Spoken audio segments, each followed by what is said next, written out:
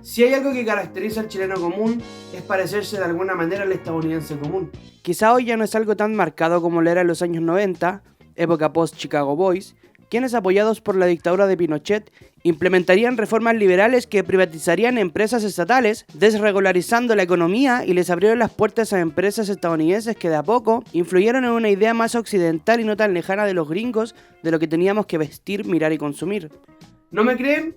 Vean hace unos 10 años atrás qué películas eran un éxito comercial. Películas hechas por los Badía, Nicolás López o cualquier comedia mala del montón eran un éxito porque el espectador común veía en ellas conceptos y patrones que eran muy comunes a las comedias exitosas gringas de los años 2000. Cosa que de cierta manera daba la ilusión de estar viendo la misma película mala de Adam Sandler que se repetía en la televisión, pero con las mismas características locales. Y cuando se les notaban lo pésima que eran, utilizaban el típico "es que es chileno", remarcando aún más esta idea de que en Chile no se podía hacer cine como lo hacían en Estados Unidos. Esto era con las comedias, cosa que curiosamente no pasa con el cine de terror. El terror en Estados Unidos se suele producir mucho con respecto al cine de bajo presupuesto. Al mismo tiempo, es el género que más genera ganancias al tener un mercado tan grande con producciones de muchos subgéneros del terror, y un público que en general es de los más variados que existen. Desde películas de clase B, slasher, explotación, fantasmas, etc., cosa que de una forma súper curiosa no sucede en Chile. A ver, se entiende que aquí no existe una explotación porque no existe una industria acá. En Estados Unidos, al ser la meca de la industria, producir una película de clase B con sangre y efectos especiales medianamente buenos te pueden salir poco dinero relativamente.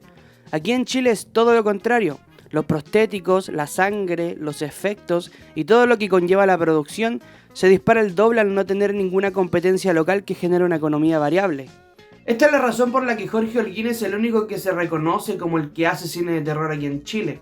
No es el único que hace cine de terror aquí en Chile, pero es el que más la gente conoce. En lo personal, no soy muy fan de su cine. Principalmente porque sus películas no me causan miedo ni ninguna emoción parecida. No es requisito que una película de terror me dé miedo solamente para que me parezca buena. En general tengo la vara baja con respecto a este género. Solo pido una buena historia, que sea entretenida y que esté bien actuada, cosa que en el cine de Holguín no sucede mucho. Sus películas suelen tener buenos conceptos, una buena representación con respecto a lo local y un buen gusto en referencias y efectos que en su mejor versión no te hacen querer matarte. Pero su gran pecado es que no sabe cómo dirigir. La mayoría de sus películas me sacan de inmediato porque, de alguna manera que no entiendo, suele hacer que actores que no son malos comúnmente sobreactúen exageradamente o directamente actúen mal. Cosa que hace que no pueda terminar la mayoría de sus películas. Tengo entendido que su última película no es tan terrible, pero como aún no la he visto no puedo opinar de ella. Curiosamente no es una película del género del terror. La verdad es que en el ámbito local sí existen un par de representantes del cine de terror aquí en Chile. Patricio Valladares es un director de cine, productor y escritor de cómics que ha generado un interés en el ámbito del cine gore. Ha escrito y dirigido películas como Curriculum, Dirty Love y Toro Loco, película que me recuerda mucho al Mariachi de Robert Rodríguez, pero si estuviese bajo los efectos de la cocaína y hubiese puesto a Felipe Abello de villano después de escuchar Tierra 2. ¡Matías del Río! ¡Chucha tu madre! Sus películas, a pesar de que entran en el género, me parece que entran en un terreno más alejado con respecto al terror, debido a que él mismo ha dicho en ocasiones que no le interesa el diálogo ni el aspecto dramático de estas, sino pasarla bien rodando y seguir creando sin parar, quedándose en el nicho del ultra gore underground o proyectos propios que él quisiera hacer sin quedarse atrapado en este género. Había pensado hablar de una película de este tipo, pero recordé que hace años tenía en mi lista una película que, según una amiga, era demasiado fuerte y no puedo terminarla del todo. Trauma es dirigido por Lucio Rojas, otro director que es reconocido como uno de los pocos que toca el tema del terror en el cine local. Al igual que Patricio, se acerca más al cine de la explotación y el splatter. En 2011 dirige su primera película, Muerte Ciega, Zombie Down para Estados Unidos, mientras era estudiante de cine como tesis de egreso de la escuela. En 2014 dirige su siguiente película, el film experimental Perfidia, película que sería adquirida por Artsploitation Films para Norteamérica. Y en 2017 dirigiría la película que le haría llamar la atención por diferentes aspectos que veremos en el resumen. La verdad, no vi ninguna película anterior de Lucio Rojas además de Trauma, simplemente porque me da demasiada flojera y porque viendo los trailers no parecen valer la pena, excepto por Sendero, esa sí se ve buena. Pero esta vez solo nos centraremos en Trauma. ¿Es Trauma una película que reivindica el cine de terror aquí en Chile? La película inicia con un flashback de la dictadura, cosa que en un inicio me molestó, pero resulta que solamente es para dar contexto. Este viejo pelado secuestra a esta mujer, que es su pareja, y la tortura por meterse con un comunista. No hay mucha diferencia con una pelea de comentarios en una publicación de BioBio en tiempos de elecciones. Trae a su hijo y lo obliga a violar a su propia madre. Lamentablemente voy a tener que censurar algunas palabras para que YouTube no me borre de la faz de la tierra. Después de ese trauma, ya entendí el título, gracias, hay un plano bastante interesante desde las alturas acercándose a un edificio, a CTS Alfonso Cuarón. Dos chicas tienen relaciones extramaritales fuera del matrimonio y vemos que uno que otro flashback del hijo que ama demasiado a su madre y esta tipa que tiene una especie de premonición. Al día siguiente, la chica de la premonición las va a buscar junto a otra chica más porque se van de paseo. Notamos que la morena no le cae muy bien a la otra por una razón que se demorarán demasiado en explicar, aunque tampoco lo explican muy bien. Viajan camino al sur a un lugar no especificado, cruzan un campo y se divierten mucho. Espero que no les pase nada malo en el transcurso de esta película. Llegan a un bar abandonado por la mano de Dios a pedir indicaciones. Aparecen dos viejos seductores a la antigua a molestar. Pero antes de que pase nada, este buen samaritano les da las indicaciones que necesitan y se van del lugar. ¡Qué buen hombre! Al salir se encuentran con una niña y una de las chicas les da un regalo. Cuando están a punto de largarse, se encuentran con estos tipos que dan a entender que son los únicos policías rondando el lugar. Les advierten que tengan cuidado y dejan a las chicas seguir su camino. Llegan a la cabaña que, según la protagonista, es de algunos familiares pero que está abandonada excepto por algunos vecinos que limpian de vez en cuando, lo típico de gente de clase alta. Volvemos a ver un flashback donde entendemos que el viejo sádico pelado entrena de cierta manera al hijo, haciéndole cosas horrendas a su hermana que no voy a especificar porque paremos la weá. En el futuro, este niño se convierte en el buen samaritano, que ayuda a las chicas en el bar. Resulta que no es tan buen samaritano. Los años pasaron y tuvo un hijo con su hermana, el cual claramente nació con deficiencia mental. Mientras tanto, las chicas la pasan bomba en su lugar de vacaciones. Juntas toman vinito y conservan sobre sus relaciones. Entendemos demasiado tarde que la pelirroja es hermana de la protagonista, cosa que me parece demasiado raro porque no se parecen en nada. El ambiente se pone incómodo y la prota le confiesa a la más joven que la polola de su hermana no le cae bien por una razón que no se preocupa en explicar. Simplemente le cae mal porque la conoció hace años. ¿Eso quiere decir que es la ex? No entiendo nada. Llega la noche y las chicas comienzan a tomar. El ambiente sube de temperaturas y la luz se apaga. En un montaje bien realizado, vemos al mismo tiempo la fiesta y lo que está haciendo el buen samaritano. No, mejor no veamos qué está haciendo. La novia de la hermana se besa con la más chica y la protagonista ve esto desde la oscuridad. La luz vuelve y el carrete se reanuda. Cuando están a punto de hacer un trío, aparece el buen samaritano, porque no pueden hacer cosas fuera del matrimonio. El hombre entra con su hijo y obliga a la morena a bailar, mientras amenaza al resto. La tensión avanza y la protagonista se intenta proteger, pero es golpeada y dejada media inconsciente. Los tipos proceden a hacer lo que siempre hacen en estas películas de explotación y que si lo digo me eliminan el canal, si es que no lo han hecho aún. La noche pasa y la más joven intenta escapar. Cuando está a punto de hacerlo, el samaritano termina por hacerle un favor al dispararle a la cabeza. Buena puntería. El hombre y su hijo se retiran del lugar, y en ese mismo instante los policías llegan a la casa y ven la escena del crimen. Se deciden por irse de ahí y dirigirse a la comisaría a buscar ayuda. Mientras se acercan a la comisaría, se cruzan con el padre de la niña del inicio, pidiendo ayuda, porque el samaritano secuestró a la niña. El Paco se decide por ir él mismo con su compañero y matarlo ahí mismo, dejando a las chicas en el auto. Buen plan. Resulta que el tipo se estaba entregando al verse acorralado, pero como si fuese el puto John Wick, elimina a todos menos al Paco principal, que le disparan en el último momento cuando estaba a punto de dispararle al samaritano. Qué buen hijo. No hagas eso, por favor. El samaritano sale de la casa y les abre la puerta a las chicas encerradas, sin antes dejarle la receta del dolor de cabeza definitivo. Se lleva a la niña a su escondite y deja vivir a las chicas, quienes se dan cuenta que, si se van, la niña va a morir. Entonces deciden ir a matar al tipo ellos mismos, junto al Paco que queda vivo, que mágicamente sabe dónde vive el tipo a pesar de que en el inicio queda claro que no sabe quiénes son. De vuelta a la guarida del malo, el samaritano le habla a su hermana y le da a entender que será la nueva madre de la niña, y a su hijo le habla de quedarse a pelear, y entramos al último flashback que es probablemente la mejor parte de la película. El padre, en el pasado, es encontrado por unos guerrilleros de la dictadura y son atacados con armas de fuego. La escena está sorprendentemente bien lograda, con buenos efectos de sangre, disparos y hasta una puta granada. Cuando encuentran al padre lo terminan de matar, pero los guerrilleros son asesinados por el hijo, que pareciera que es este momento cuando se convierte finalmente en un asesino a sangre fría. De vuelta al presente, las chicas llegan a la guarida y se separan, porque obvio, logran encontrar al hijo y en vez de matarlo, son emboscados torpemente por el malo en una escena que no se entiende del todo. El Paco termina muerto por un gas que le hace mierda a la cara y el hijo del malo, intentando demostrarle a su padre que es un buen guerrero, ataca a las chicas, resultando en la caída de la morena y la protagonista reventándole los coquimbos.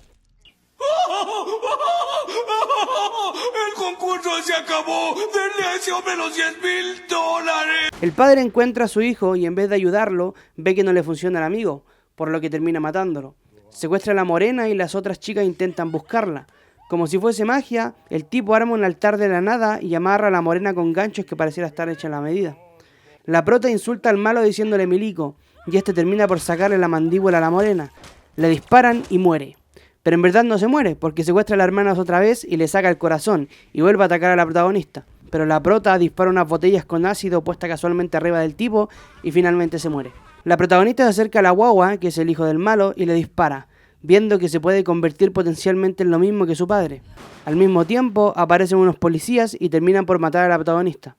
La hermana del malo, que está con la niña, logran salir de un refugio y se escapan buscando una vida nueva. Y finalmente la película termina.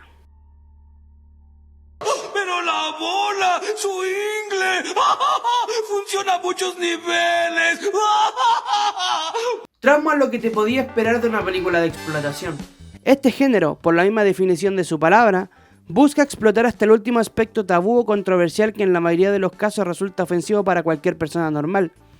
A diferencia del gore o el splatter, en el cine de explotación se busca llevar los límites a un extremo tan alto que cuando la gente acusa a una película así de ser pervertida o horrenda, no lo ven como una ofensa porque es básicamente lo que buscan provocar.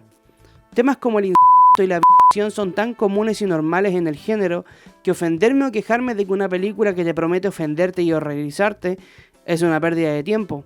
Es como si fuese a comer a un McDonald's y me quejase porque no me están sirviendo un plato de lujo cocinado por un chef profesional. O en un aspecto más cercano, es un tipo de entretenimiento muy parecido a las experiencias de terror que te prometen asustarte y en algunos casos directamente hacerte daño. ¿De qué te quejáis si sabía lo que vais? Trauma te promete una experiencia asquerosa y horrible, y lo logra. No es solamente fuerte de ver, sino que llega a puntos que nunca creí ver en un producto local. La primera escena es tan fuerte que no me sorprende que la gente se haya ido a los 5 minutos de iniciar de la sala de cine cuando se estrenó en 2017. Pero curiosamente, y a pesar de que sea explotación, tiene aspectos que normalmente no se suelen hacer en este género. La película, en primera instancia, está bien actuada en un 80% del tiempo. Esto no es sorpresa viniendo de Daniel Antivilo, pero el resto de actores, desconocidos en su mayoría, logran interpretaciones que se llegan a sentir naturales, o por lo menos en el inicio de la película. Al igual, los personajes, que en la mayoría de películas de explotación no tienen ni siquiera un conflicto visible y son solo avatares que están ahí para morir, aquí tienen algo de profundidad. Es cierto que hay cosas que no quedan muy claras y que después este aspecto se abandona con los personajes de las víctimas, pero en el caso del villano, no solamente se da explicación a por qué es y hace lo que hace, sino que directamente te lo muestra, dándole a la película un ritmo rápido y entretenido de seguir. Otro aspecto muy de destacar es el aspecto técnico. Uno de los problemas que tienen cineastas como Jorge Holguín es que no saben medirse con respecto a los efectos especiales, buscando resultados irreales en su mayoría porque no saben poner la cámara o confían demasiado en una tecnología que simplemente en Chile no existe. En Trauma es todo lo contrario. Hay planos interesantes, efectos de disparos y hasta explosiones, que en última instancia funcionan bien porque se complementan con un trabajo sonoro bien trabajado, cosa que también es algo poco común en el ámbito local. Esto sin dejar de lado los efectos prácticos que también están muy bien logrados. Todo esto va siendo una sumatoria que, para ser una película que no solamente está hecha en Chile, sino que dentro de los parámetros del género de explotación, destaca por encima de muchas. Pero lamentablemente, esto se cae precisamente en el clímax de la película. La parte en que debería ser el clímax espectacular se cae a pedazos por lo mal ejecutada que está. Su principal fallo es que es inentendible. Las escenas no pegan con nada y queda muy en claro que o la continuista que estaba se fue o realmente no hubo continuidad, cosa que afecta demasiado a la conclusión de la película. Y esto permea en varios aspectos más. Es inverosímil que los personajes actúen tan estúpidamente. Entiendo que es parte del género que tus personajes sean estúpidos para verlos morir, pero pareciera que el guión solamente los puso en un lugar donde pasan cosas y en la edición intentaron pegarlo lo mejor que pudieron. A pesar de todo, sí creo que es una película que vale la pena ver, pero solamente si tenía estómago para ver este tipo de película. Quejarse que una película de explotación sea explotadora es algo que cualquiera entiende, ¿cierto? Muchas veces se utiliza la palabra chaquetero para referirse al público chileno, cosa que si bien se puede argumentar que es verdad, yo en lo personal no me gusta utilizarlo. Principalmente porque creo que aunque algo venga de este país, No es requisito que todos apoyemos el producto si el producto que se muestra es un equivalente a una feca de perro. Lucio Rojas, director de esta película, ha hablado de esta idea del chaqueteo, o del poco apoyo que existe en Chile, cosa que si bien puede verse desde fuera como un resentimiento, lo cierto es que no se aleja de la realidad. Hace un par de años atrás, en verdad no un par, hace 5, salió una película llamada Algunas Bestias, película que, dejando de lado tu opinión si creéis que es buena o mala, llamó la atención por una escena en particular. Una escena donde el personaje de Alfredo Castro hace una weá horrenda que no me voy a preocupar de decir, pero que todos se pueden imaginar. Recuerdo pensar que esa escena fue más innecesaria que la mierda, que se podría haber resuelto de una manera completamente diferente o insinuado más que mostrado, cosa que muchas películas hacen para evitar mostrar una escena así de explícita y asquerosa. Pero aún así, entendí por qué existe esa escena. ¿Por qué se llegó a ese extremo teniendo en cuenta que la temática de la película hablaba de, como dice el título, bestias, hueones asquerosos? Y en última instancia, mostrar estos secretos que pueden existir dentro de la clase alta que vive en Chile. Curiosamente, cuando me metí a Letterboxd, noté que había un odio desmedido a esta película en particular.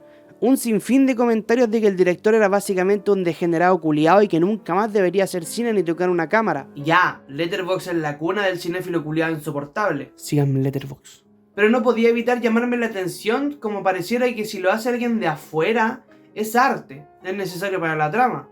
Pero si se hace aquí en Chile, es un enfermo culiao que simplemente quiere filmar su fetiche. A ver, no estoy defendiendo la película a capa y espada, ni cagando. Repito que podría haberse solucionado de otra manera. Y realmente lo hubiese preferido así antes de siquiera mostrar la escena o siquiera escribirlo en el guión. Recuerdo ver esa escena y básicamente querer no mirar más, taparme los ojos o simplemente adelantarla por lo demasiado fuerte que era. Pero no puedo evitar compararlo con Irreversible, la película de Gaspar Noé. Película que tiene una escena que diría que es igual o más horrenda que la de Algunas Bestias, que dura 9 minutos y que en última instancia hasta innecesaria se siente, teniendo en cuenta que en Algunas Bestias el tema de la película apunta precisamente a lo peor del ser humano y la clase alta. Te prepara de cierta manera al subir la tensión en la última parte y al insinuarlo en una escena similar al inicio de la película. Mientras que en Irreversible es básicamente una escena de shock. Pero no, Irreversible lo hizo Gaspar Noé, un artista que hace cine en Francia, porque allá se hace cine, aquí no. Ahora, ustedes dirán qué mierda tiene esto que ver con la película Trauma, y en verdad nada y al mismo tiempo todo. Trauma fue un éxito fuera de Chile. No solo le fue bien relativamente en recaudación y festivales extranjeros, sino que le fue bien en generar una base de fans, haciendo que exista una especie de seguidores que la pondrían como una película de culto, obviamente guardando distancia entendiendo que es dentro del género de la explotación. Trauma hasta el día de hoy se sigue viendo y siguiendo, con reseñas en YouTube de otros países y hasta funciones nuevas en diferentes festivales. Pero anda a meterte a Letterboxd y vaya a ver como cada puta reseña que existe, weón, habla como de gente que pareciera que no entiende qué tipo de película estáis viendo. Está bien, hay que criticar aspectos de la película que no funcionan y yo precisamente lo acabo de hacer hace 5 minutos. Pero dedicarse a tirar mierda a una película que te dice desde el principio que es lo que es, una película de explotación, no solamente es mear fuera del tiesto, sino que simplemente tirar caca por tirar. O sea, no le vaya a pedir una película de terror que no dé miedo, o una película de comedia que no dé risa, o una película de acción que no tenga pelea. Es simplemente mear fuera del tiesto. Y aparte ser un pretencioso culiado insoportable. Lucio Rojas habla en una entrevista que le hicieron en un festival de que el cine en Chile se centra en solo el drama, que no hay espacio para la fantasía, el terror ni el cine de explotación. Y puta, no lo puedo culpar. La mayoría del cine que gana fondos del Estado es del género dramático. Y no estoy diciendo que el drama es algo malo. Yo mismo diría que consumo en un 80% películas dramáticas. Y también en un futuro las quiero hacer. Pero también creo que debería crearse un espacio, un nicho de este estilo de películas. Y un apoyo a estos mismos, no solo del Estado y los fondos, sino que de la misma gente. Y realmente puede ser que esté cambiando de a poco. Este año 2025, Denominación de Origen fue de las más vistas del cine nacional. Película que si bien no es fantasía ni nada extravagante, es una película de comedia, un falso documental que demuestra que sí hay espacio para tener ideas diferentes, arriesgarse con géneros extremos y en última instancia generar ventanas y espacios para que la gente conozca obras diferentes a simplemente una película dramática. Invoking Yell, película de Patricio Valladares, y la misma Trauma fueron exhibidas en el cine en fechas de Halloween, Quizá este es el primer paso, o por lo menos eso quiero creer.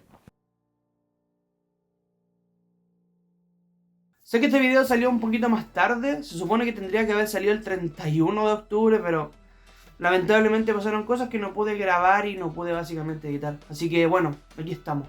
Pero bueno, si realmente te gustó este video o creéis que tenía algo que decir, coméntalo aquí abajo.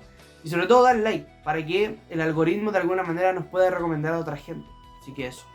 Se viene el video de David Lynch, creo que me falta, sí, el de Eraserhead, ahora que me acuerdo. Y también se viene próximamente el video de The Wire, que tengo que empezar a escribirlo, no lo he escrito, porque es una serie muy larga y sé que me va a quedar un video súper largo. Bueno, este video duró como 20 minutos, yo creo que el The Wire va a durar mínimo media hora, pero para eso estamos. Así que eso, suscríbete. Y chao, chao, gracias por ver el video, chao, chao, chao.